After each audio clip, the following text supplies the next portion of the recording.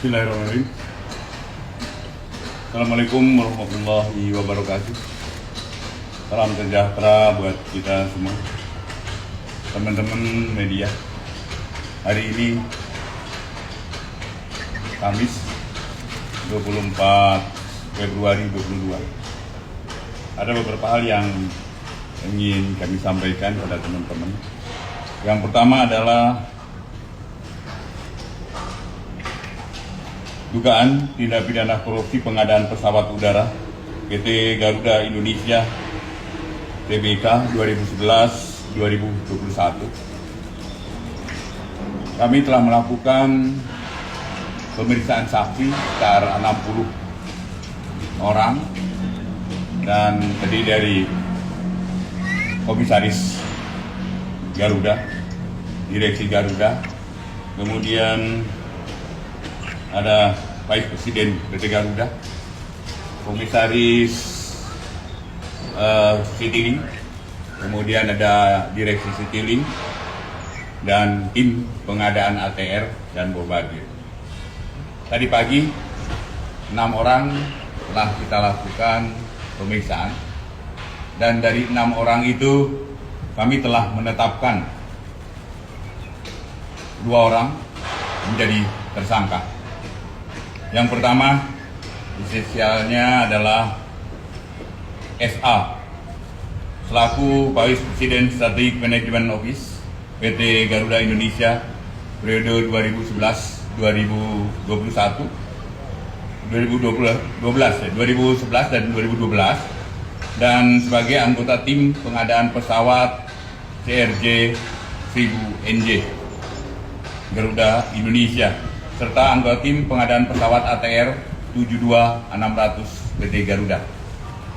Yang kedua, inisialnya adalah AW, selaku eksekutif proyek manajer Aircraft Delivery PT Garuda Indonesia tahun 2009 dan 2014 sampai 2014 maksud saya, dan sebagai anggota tim pengadaan pesawat CRJ 1000NJ serta anggota tim pengadaan pesawat ATR 72600 PT Garuda.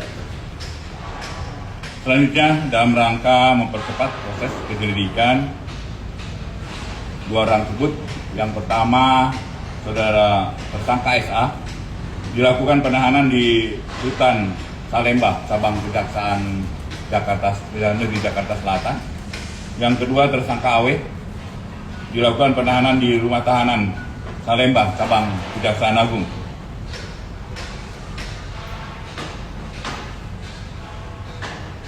Kemudian tim penyidik telah melakukan penyitaan atas dokumen sebanyak 580 dokumen.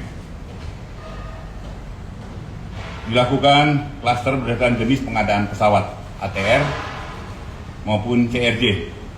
Kemudian barang bukti elektronik sebanyak 1 buah handphone serta 1 kotak atau dus berisikan dokumen persidangan dalam perkara KPK, perkara Garuda yang di KPK maksudnya. Kemudian terkait kerugian negara. Terkait kerugian negara ini kita masih diskusikan. Kita masih meminta BPKP, kita menggunakan BPKP untuk melakukan perhitungan tentang kerugian ini. Dan insya Allah mungkin dalam waktu dekat kita sampaikan juga berapa nilai kerugiannya, tapi cukup signifikan.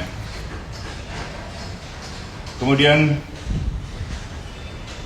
modus operandi singkat perkara tersebut adalah pada kurun waktu 2011-2021 PT Garuda Indonesia Persero Tbk telah melakukan pengadaan pesawat udara dari berbagai jenis tipe pesawat, antara lain Bombardier, CRJ 100 dan ATR 72600, yang mana pengadaan Bombardier, CRJ 1000 dan ATR 72600 dilaksanakan periode tahun 2011-2013. Terdapat penyimpangan dalam proses pengadaannya. Yang pertama adalah kajian feasibility study, business plan, rencana pengadaan pesawat sub 100 seater dan maupun pengadaan pesawat turbo propeller ATR 72600 yang memuat analisis pasar, rencana jaringan penerbangan, analisis kebutuhan pesawat, proyeksi keuangan, dan analisis risiko tidak disusun atau tidak dibuat secara memadai berdasarkan prinsip-prinsip pengadaan barang jasa, yaitu efektif, efisien, kompetitif, transparan, adil, wajar, serta akuntabel. Dia tidak lakukan itu. Dan kedua, proses pelelangan dalam pengadaan pesawat 100 seater CRJ 1000 maupun pengadaan pesawat turbo propeller ATR 72600 mengarah untuk memenangkan pihak penyedia barang jasa tertentu, yaitu Bombardier dan ATR.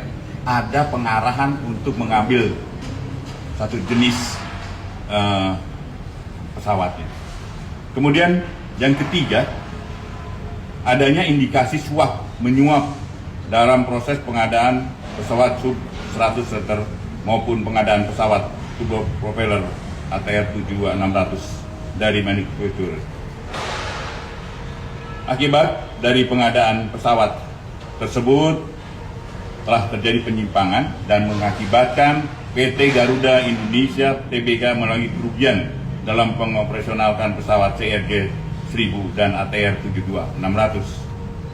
Atas kerugian keuangan negara yang timbul tersebut diduga telah menguntungkan pihak terkait, dalam hal ini perusahaan Bombardier yang ada di Kanada serta perusahaan Avion de Transport Regional yang ada di Perancis, masing-masing selaku pihak penyedia barang dan jasa, serta perusahaan Alberta CAC Prancis dan Nordisk Aviation Irlandia selaku lessor atau pihak yang memberikan pembiayaan pengadaan pesawat tersebut. Kemudian yang kedua, kasus dugaan tindak pidana korupsi pada proyek pembangunan pabrik Blast Furnace oleh PT Krakatau Steel. Kasus tersebut telah dilakukan penyelidikan berdasarkan surat perintah penyelidikan Direktur Penyidikan pada Jaksa Agung Muda Tindak Pidana Khusus nomor PRIN 22 garis F.2 garis FB garis 1.1 garis 10 tahun 2021. Ini udah tertanggal 29 Oktober 2021. Kasus tersebut terjadi antara 2011 sampai dengan 2019, di mana PT Krakatau Steel membangun pabrik Blast Furnace dengan menggunakan bahan bakar batu bara agar biaya produksi yang lebih murah tujuannya jika dibandingkan dengan menggunakan bahan bakar gas. Maka biaya produksi akan lebih mahal kalau menggunakan gas. Proyek tersebut dibangun dengan maksud untuk memajukan industri baja nasional. Itu tujuan utamanya. Pada awal proyek pembangunan pabrik Blast Furnace tersebut dilaksanakan oleh konsorsium MCC Cherry dan PT Krakatau Engineering sesuai dengan hasil lelang tanggal 31 Maret 2011 dengan nilai kontrak mengalami perubahan antara 6 triliun 921 miliar 409.421.190 rupiah dan telah dilakukan pembayaran ke pihak pemenang lelang, ya, telah dilakukan pembayaran ke pihak pemenang lelang senilai 5 triliun 351 miliar 89.465.278 rupiah. Namun demikian, pekerjaan kemudian pada tanggal 19 Desember 2019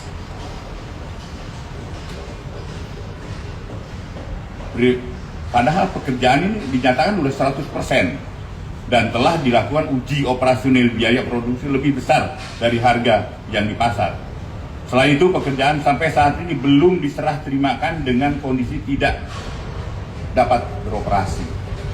Artinya kita dinyatakan selesai 100%, tapi tidak bisa dioperasikan. Ini kerugiannya di situ. Oleh karena itu peristiwa pidana itu dapat menimbulkan kerugian keuangan negara dan sampai saat ini mangkrak tidak bisa digunakan. Pada saat ini masih berlangsung proses penyelidikan oleh teman-teman dari Pitsus, dan telah kita periksa lebih kurang 50 saksi, dan tim penyidik telah berkoordinasi dan meminta keterangan pada ahli antara lain dari PPATK, LKPP, ahli teknik terkait pekerjaan.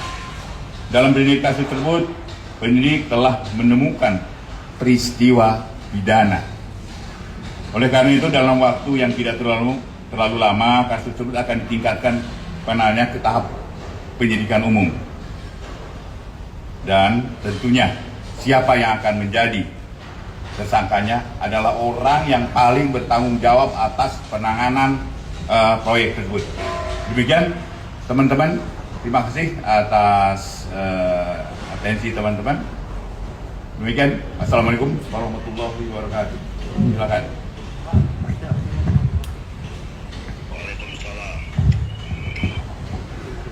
Assalamualaikum Pak, dari Koran Pagi Online.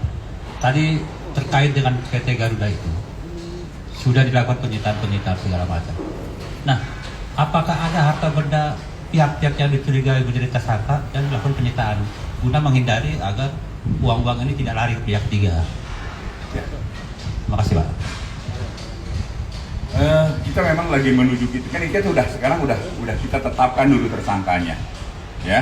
Kalau kita udah tetapkan tersangkanya, pasti kita akan menelusuri harta yang menjadi tanggung jawab dari sementara ini dua orang tersangka, ya. 2 orang tersangka, dan akan kita kembangkan terus, gitu Pak.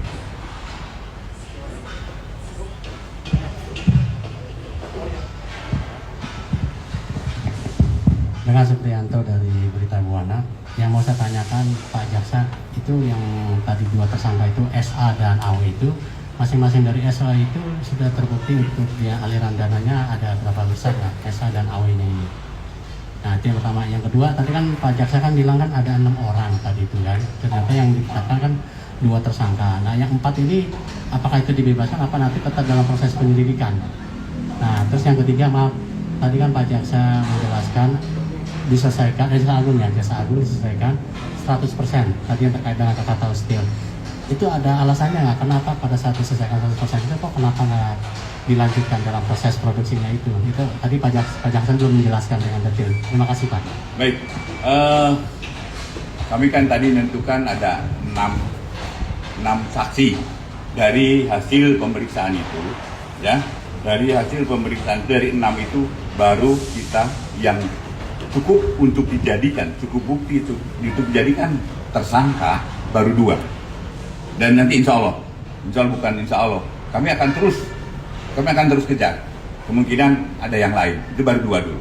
Kemudian yang kedua mengenai yang tadi SA sama AW ada terbukti aliran dananya apa menerima. Tidak, untuk aliran dana justru kali ini kan kita tentukan dan kita akan terus dalami dan insya Allah pasti ada, ya, pasti ada. Tidak mungkin tidak. Saya tidaknya memperkaya orang lain itu pasti. Oke. Kemudian untuk 100% ya dinyatakan 100%, tapi saat ini tidak bisa dioperasionalkan. Itu kenapa? Artinya ada sesuatu di situ. Ya. Sesuatunya gimana? Sesuatunya seperti apa? Udah ada penjelasan dari penyidiknya. Sesuatunya itu karena apa? Sesuatunya tadi yang apa? Ya. Sampai saat ini proyeknya tidak jalan, tidak bisa digunakan, Mas. Udah nyatakan selesai, udah dibayar, tapi mangkrak. Ya.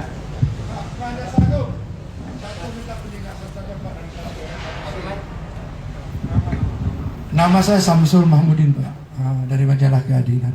Saya minta penegasan saja. Itu proyek ini Krakatau Steel itu dikerjakan oleh pihak siapa Pak? Swastanya siapa? Perusahaannya itu. Terus kita juga ingin tahu mengapa kok baru sekarang baru terungkap nih Pak, dari 2011 sampai 2019 saat ini. Tentu ada awal mulanya kasus ini terungkap Pak. Kita ini kan wartawan menulis awal mulanya apa sih? Mengapa ini kasus terungkap? Apalagi ini setingkat jaksa agung yang sampai menyampaikan siaran pers tentang kasus ini, Pak. Ya, gini. Kan ada di sini tadi sebut MCC. Tadi saya sampaikan.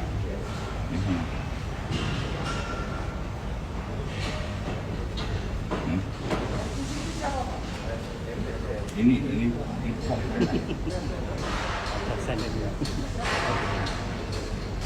MCC seri ini perusahaan China. Iya. Iya sih. Dan pakai bank awalnya pakai bank asing juga. Kemudian beralih ke bank Himbara. Jadi ini sindikasi ya, Mas. Awalnya ya. Dan mereka mundur, mungkin lihat situasinya mundur, kemudian beralih menjadi Himbara. Nanti kita masih kita dalami, Mas. Terus kenapa kok baru terungkap sekarang? Lah laporannya baru ada sekarang, Mas. Jadi kami tidak bisa mentelengin wah mana proyek-proyek yang mangkrak, itu nggak bisa begitu. Tugas kami terbatas, itu aja, Mas, ya. Banten. Assalamualaikum Pak, saya Ayubi Pak dari Bisnis Indonesia Pak. Ya. Penegasan aja Pak terkait kerugian negara Krakatau Steel, hasil kesimpulan sementara ini berapa nilai kerugian negaranya Pak? Terus yang kedua, kasus Krakatau Steel ini kan beriringan Pak dengan kasus suap impor emas Pak. Nah sampai sekarang suap impor emas juga belum ada kejelasan, sudah naik penyidikan atau belum. Terus kemarin juga Arteria Dahlan itu bilang katanya sudah mengirimkan surat kepada Bapak Jaksa Agung terkait untuk menanyakan perkembangan kasus suap impor emas itu Pak. Karena kan bermula dari Arteria Dahlan waktu itu Pak. Mungkin itu aja Pak, terima kasih.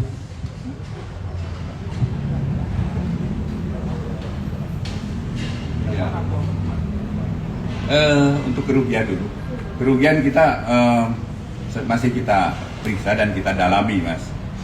Kita pasti ada uang udah keluar, tapi kan nanti spesifikasinya apa kita akan teliti lagi. Jadi sehingga kita dapat nanti kesimpulan yang final berapa sih kerugiannya. Kemudian untuk informasi,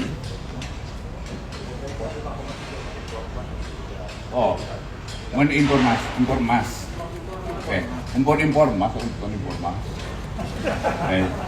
Jadi impor emas masih pengembangan, Mas. Pengembangan dan saya agak fokus ke situ karena jujur aja sedikit penasaran. Insya Allah kita akan seobjektif mungkin untuk mengungkap ini, ya.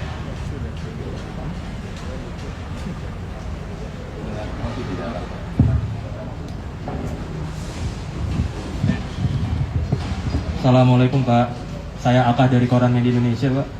Tadi kan soal terkait Garuda, ada beberapa pihak yang diuntungkan setidaknya. Di antaranya itu pabrik bombardir dan ATR yang ada di Kanada maupun di Perancis dan juga beberapa lesor gitu. Nah ini apakah dari Kejaksaan Agung mengembangkan hal ini ke setidaknya penyidik aparat penegak hukum di luar negeri, ada komunikasi nggak sih Pak untuk mengusut itu juga? Terima kasih. Pasti, kita akan kembangkan ke situ. Jadi kami akan terus telusuri siapapun yang terlibat dalam kasus ini. Ada lain? Cukup? Cukup ya? Terima kasih teman-teman. Terima kasih teman-teman.